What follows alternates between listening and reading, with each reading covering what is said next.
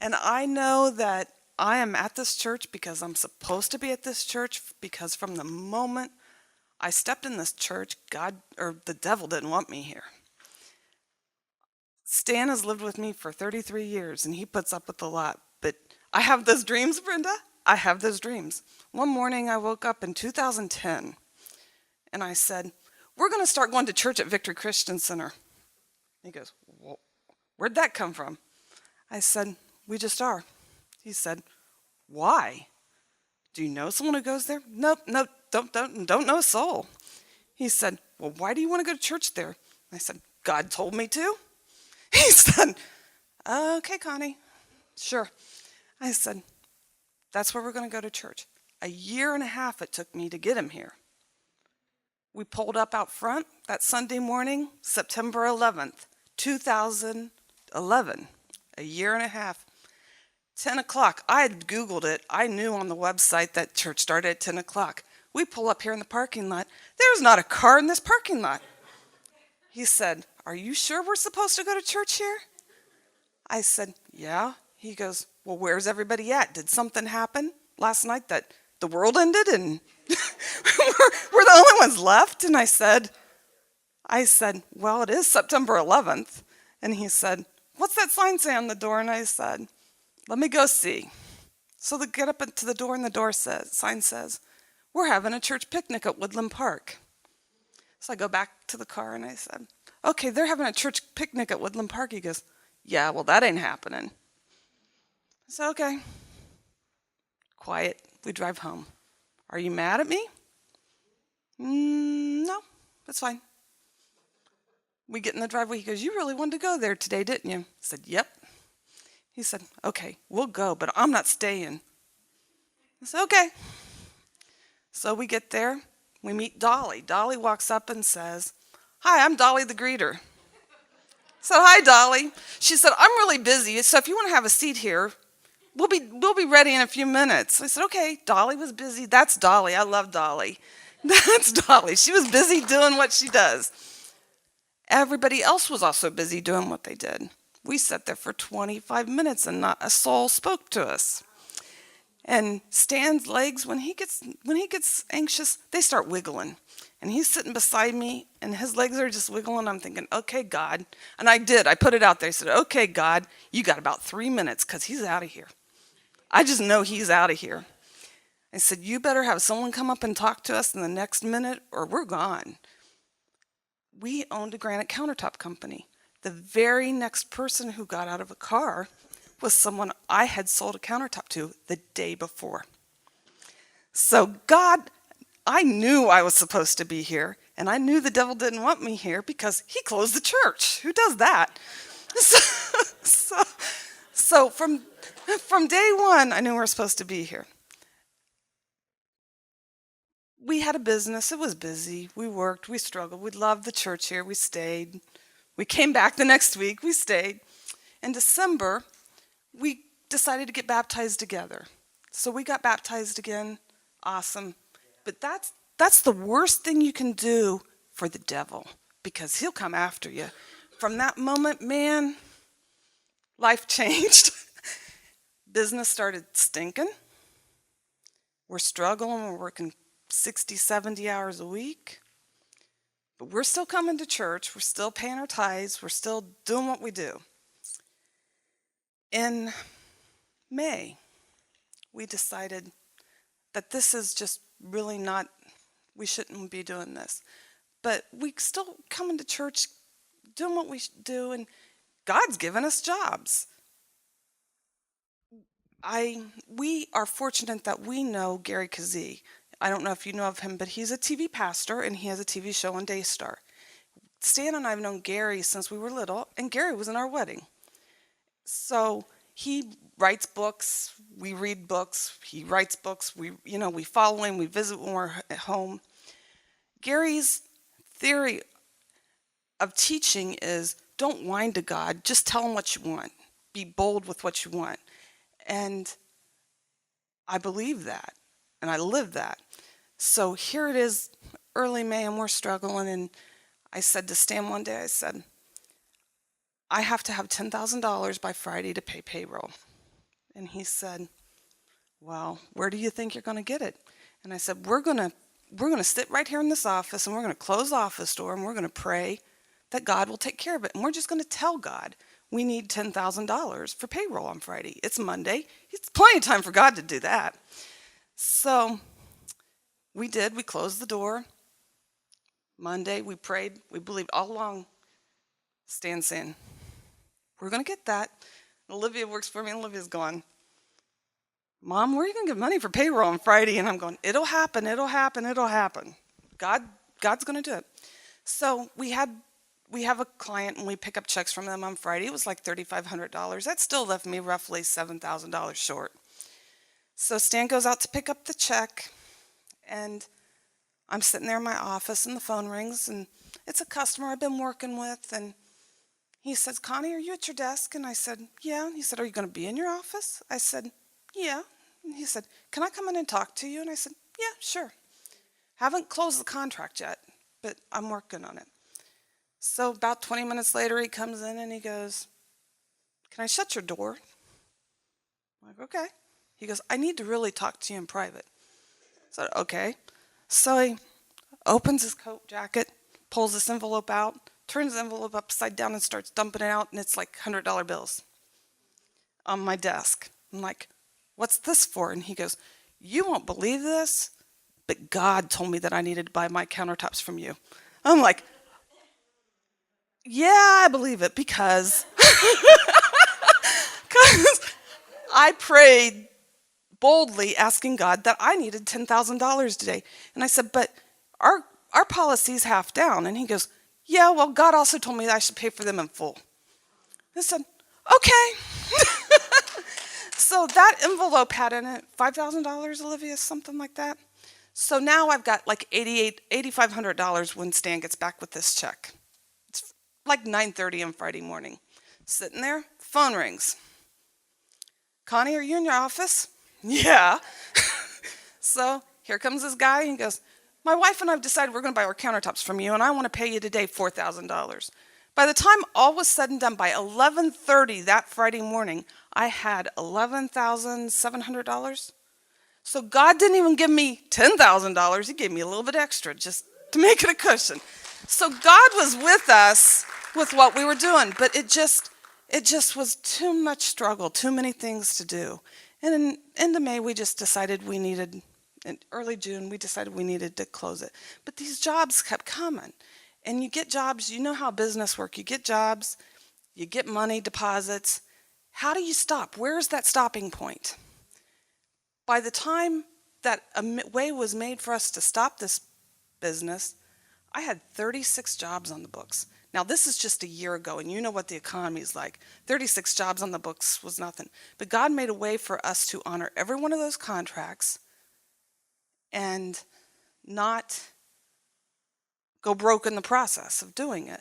But we were able to get out of the business with not a lot, but at a loss, but not owing any people any money, any clients any money. Still a few bills that I had to take care of, but no clients. No Beth Wilson that I've got your money that you've worked hard for. So we closed the business. Well, we found somebody to take over and open their own. So we did that. The plan was I was going to stay on, Stan was going to stay on and help run it. Well, that was the end of July when everything was finalized. The beginning of August, started having a little problem with my eye. So I go to the eye doctor, and he looks at me with panic. I mean, that's just like panic. Go home, go to bed, don't move, don't lift anything, lay down. 7 o'clock tomorrow morning, I have an appointment with a surgeon for you. Like, what's wrong? He said, your retina's detached, and you need to get this taken care of right away. Okay, sold my business, don't really have a job, don't really have any money from selling the business because I just made sure that we took care of our customers, and don't have insurance. So I'm in tears. It's like 5 o'clock. I'm in tears. So I pick up the phone and I go, Rosie, I need your help. Rosie says to me, Connie, This is a prayer project. This is a prayer project. I'm putting this out on the prayer list, and it's going to be okay. It's going to be good. And I said, okay. Well, I went home and went to bed, and Stan's going, don't lift anything, don't move. This is really dangerous. So go home, go to bed. Next morning, we go trotting into the doctor's office. Olivia goes with us. I have $100 to my name at that point. Um, the financial person comes into the doctor's office and goes, well, since you don't have insurance, this is $3,500 for this procedure you need done today, and we require half down. I said, well, I just had to close my business. I don't have a job. I don't have insurance, and I can't afford this surgery. And she said, well, you're not understanding me. If you don't have the surgery, you're not going to see out of that eye. And I said, I have $100 to my name. I can't get this. She goes, let me go talk to the doctor. Give me a few minutes. So we're all sitting there in the office, Olivia, Stan, and I, and she comes back in and she goes, okay, well, the doctor's agreed to do the surgery for you. He'll cover your bills for 90 days, and he'll take care of all of your medications for 90 days. He'll take care of the surgery. Okay, awesome. She leaves the room, and we're like, what just happened? That's awesome. So doctor comes in.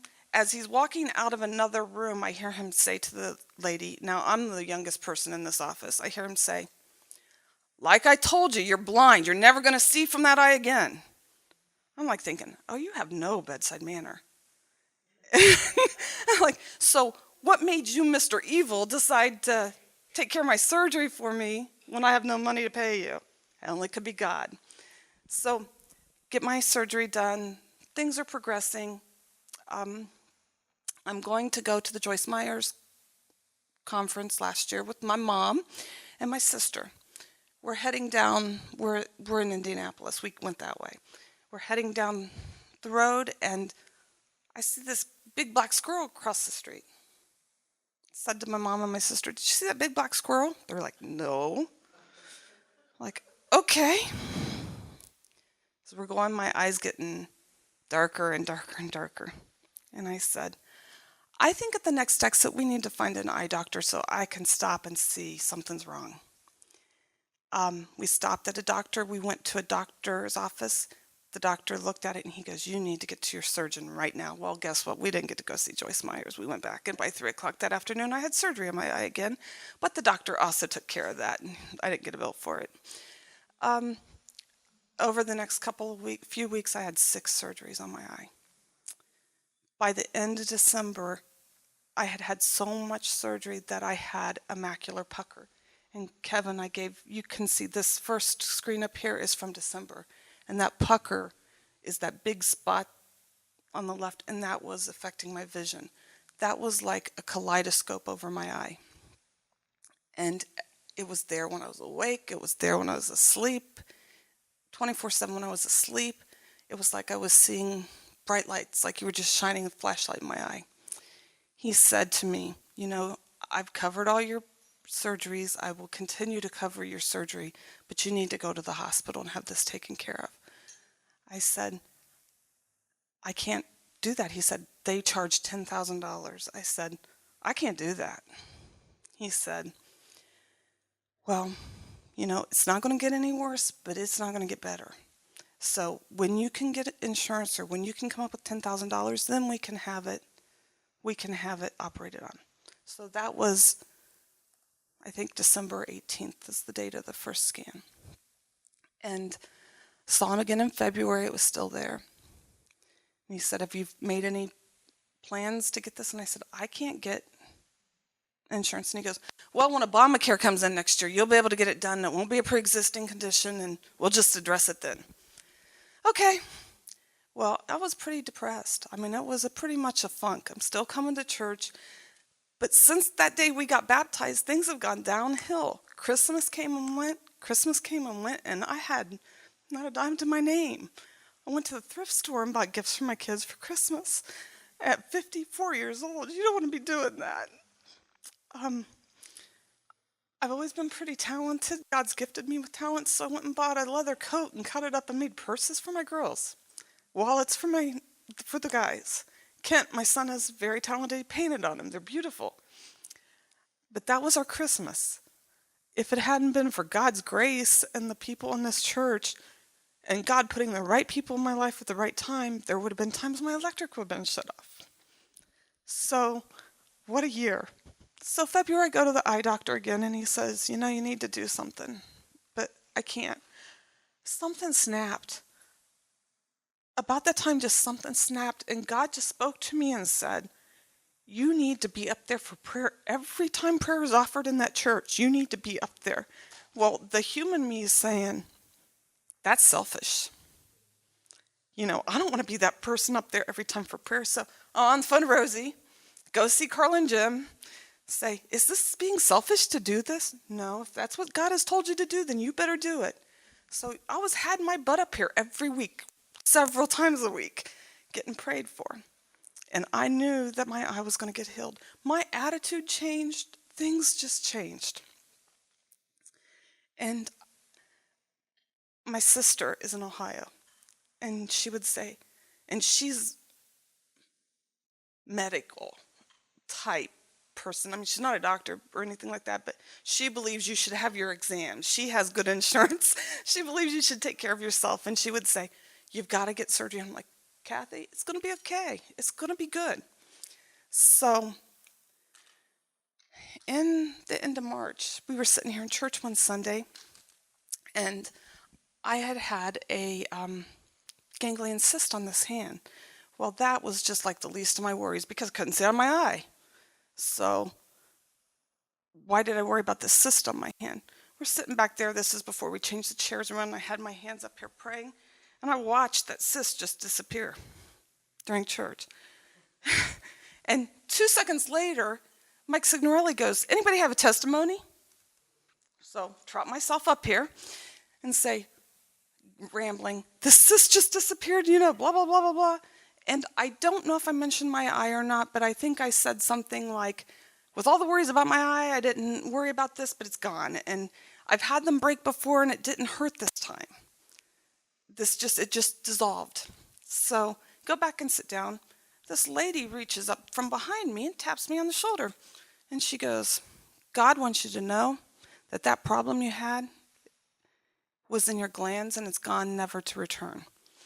Well, I didn't know what a ganglion cyst was, but when I Googled it, I love Google. When I Googled it, it says it's in your glands. I'm like, okay.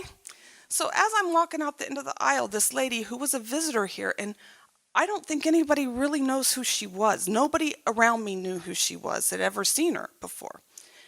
She comes to the end of the aisle. She said, you just have to believe. You just have to start thanking God for the healing of your eye. Now, I'm going back real quickly to, did I mention my eye? How does she know about my eye? In my head. She goes, your eye will be healed in 30 days if you will just say to God, instead of begging him for healing in your eye, if you would just say to him, thank you, God, for my 20/20 vision. Thank you, God, for my 20/20 vision. And in 30 days, your eye will be healed. And she just walked out the door. Okay, so I call Stacy, who was sitting across from me. I said, did you know that lady behind us? She goes, what lady? I didn't see a lady sitting there. Okay. Stacy didn't see anybody sitting there. Nobody seemed to know her. Carla did, though. Carla knew that her name was Louise. She thought. I've never seen her back in this church except one other time, and it was since we changed the seating format, and she was sitting right there in the middle, and she kind of walked in after service started, and before service was over, she was gone.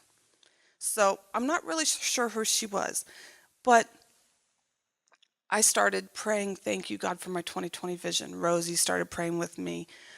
Stacy started praying with me. Every time that thought came to my mind, I said, thank you, God, for my 20/20 vision. Well, so as it so happens, 30 days was Stan's birthday. So that was really easy for me to remember. And I was all gung-ho that I was going to have 20/20 vision by the time Stan's birthday got here. I believed it. Stan's birthday came and went. I didn't have 20/20 vision. But I kept praying, thank you for that 20/20 vision. In June, Carol Kornacki was here. And that was an emotional service. And finances stunk. My vision still stinks, I think. And she comes up and speaks a word over me at the very end of the service, and she says, God wants you to know it's going to be okay. And I said, okay. Well, I walk back to my chair back there. It's the end of the service. I pick up the phone, and I get a text message that says, my daughter's in the hospital. And she has an illness. And we go through this a lot. So, of course, we cooked that night. We've got a kitchen full of stuff. We've got things to do. I tell Terry, Olivia's in the hospital. Terry goes, I got to go. All in all, I had a panic attack in this church. I'm sure of it. I mean, I thought I was having a heart attack. I wasn't sure what was happening. 15 minutes earlier, Carol Kanaki's praying over me, telling me it's all going to be good. 15 minutes later, I'm sitting on the floor in the bathroom crying my eyes out. Terry knew what was going on, but nobody else knew what was going on. Pick myself up, go home, go to the hospital, deal with it. Sitting at the hospital with Olivia waiting on doctors. Monday afternoon, Stan calls me and he says, are you okay? And I said, yeah. He said, well, we got an unexpected blessing in the mail, and it's going to change our finances. And I'm talking a big blessing, and it was something unexpected, and it did. In a heartbeat, it changed. It changed our finances. Now, I'm not saying we have tons of money, but I don't have to worry about my electric bill being shut off next month. But in the meantime, Olivia and Jeff had moved back home with us to help us with the bills. So now I've got Olivia and Jeff in the basement. I got Kent in Taylor's room, and a house full of people in my house. So we went from being just the two of us in our house to the 5 of us, and it's great. It works. But it helps with the bills, and it works. So July, Annetta's here. And she comes over, and I'm sitting over here that day, and she comes over and prays for me, and she says, what do you need prayer for? And I said, my vision. And she said, well, take your glasses off. So I took my glasses off, and she prayed with me maybe 10 minutes. She said, put your glasses back on. Put my glasses back on. She said, can you see? I said, no, I can't. And I just felt this disappointment in her eyes. I thought, I just disappointed her because she expects my vision to be fixed, and it's not. So August 13th, I go to the eye doctor. He runs the tests. He says to the girl, I think you need to run that scan again because it didn't work. She runs it again. He comes back in the room, Stan and I are in there, and he goes, I don't know how, and I don't know why, but that macular pucker's gone. So the second vision, the second scan is where it is fixing. It is getting fixed. And it doesn't happen. It's impossible. It's physically, medically impossible for it to happen. But it's dissolving back down in. Now, when I go back in February, I expect it to be as flat on that left side as it is on that right side. So he said, I think if you just went and got new glasses, you will see better. Now, the funny thing about that is, between the time Annetta was here and the time I went to the eye doctor, I had said to Rosie, I had said to my mom, I had said to Stan, if I just had different glasses, I really think I could see better.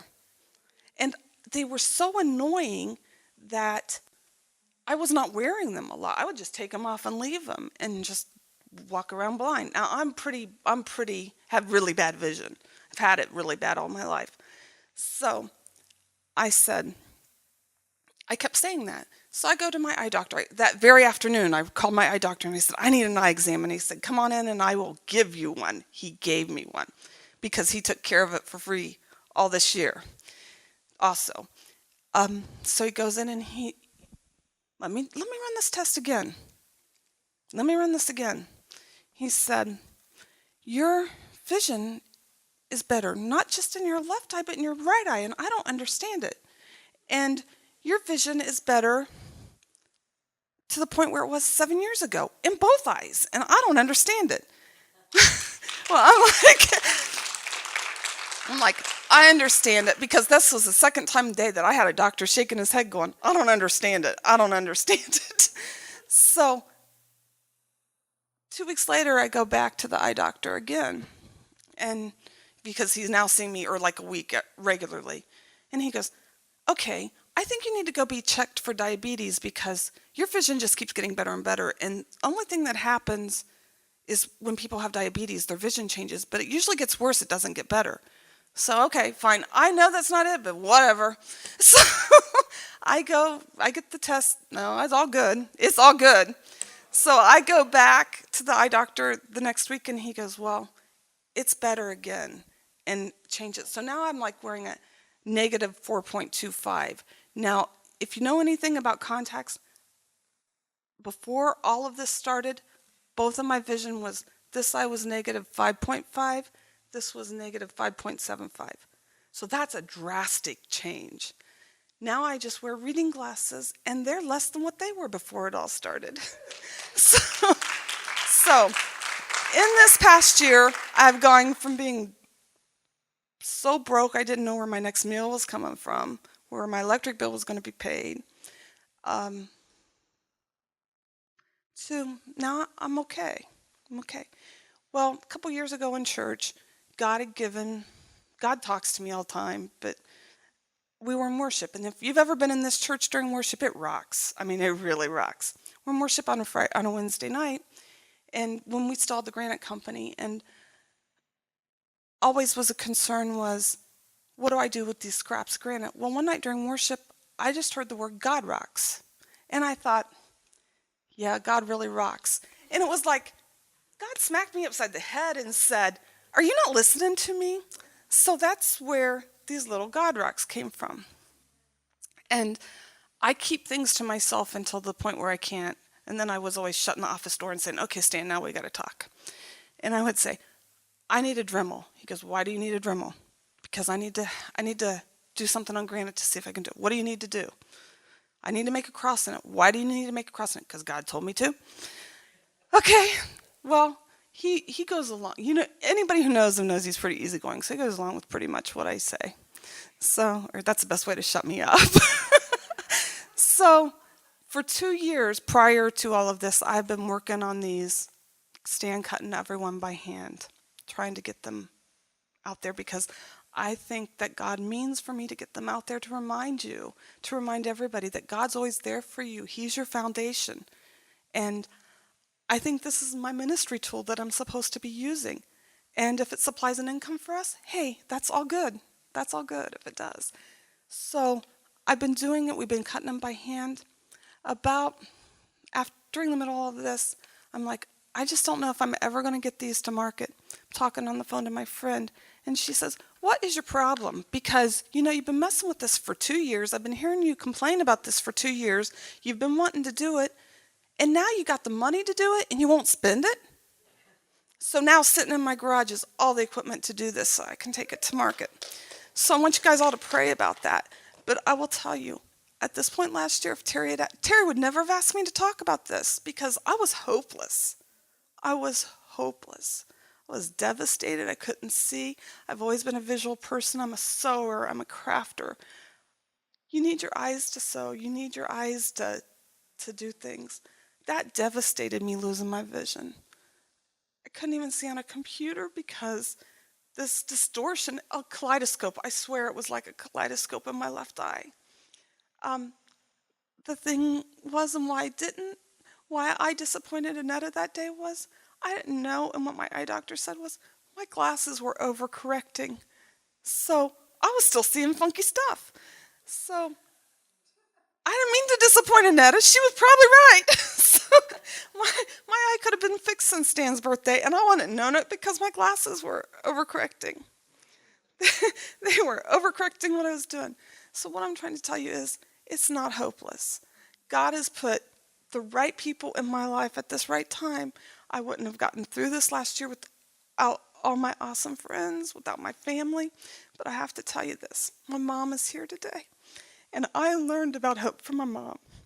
I'm thrilled my mom's here, but my mom is the teacher of hope. Because my mom was married to my dad, was with my dad for about 40 years. My mom raised us kids as Christians, but my dad did not live a Christian lifestyle. My dad, the devil, my dad had that devil look. I mean, he could give you a look that you were just like, oh gosh. And you just knew that those wheels were turning. It was the devil wheels turning in there. I mean, good guy, but he had a grin to him that you just knew that there was motion going on in there. And my mom prayed for him for 40 years. And my dad got sick and got cancer. And my mom and dad had been separated, had been divorced for several years since Olivia was a baby. And my mom moved him back in the house and took care of him because she said, he's your dad and he deserves to die with you guys around him. So my mom moved him back in. My mom goes to church, has always gone to church. She prays. That's where I learned it from. But her pastor started to come up and talk to my dad. My dad, devil tried to end his life many times through accidents, through things. But my dad always hung on. Was actually dead a couple of times. My dad always held on. Never, ever did I ever have any hope of seeing my dad in heaven.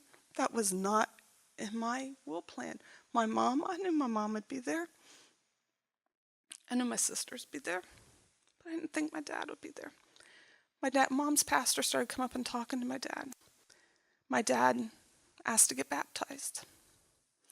4 days before my dad died, he got baptized, but he couldn't move because he was so sick and he was so ill. Stan and my cousin and several guys from church, they carried him into the baptismal because he couldn't move. Went back home. We were there. We came back home because they live in Ohio. And we got back home on a Sunday afternoon and Mom called and she said, I think you need to come back. Time is short. We had just been driving all night and Stan said, let's get some sleep and then we'll go back. We headed back and at 10:30 that morning, I just knew my dad was gone. And I didn't make it back. Didn't get back to say goodbye. So my mom and my sisters told me that when my dad died, he had moved in a couple weeks. But as he passed, he lifted his hand and reached out. I just know that was Jesus there standing to meet him, to greet him. And now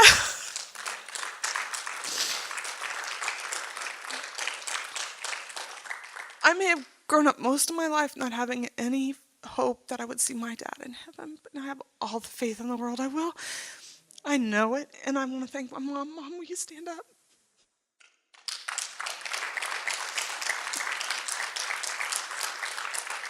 So don't ever give up hope, because even though my dad lived to be 63 years old and lived most of those 63 years as a non-Christian, those last 4 days were all that mattered.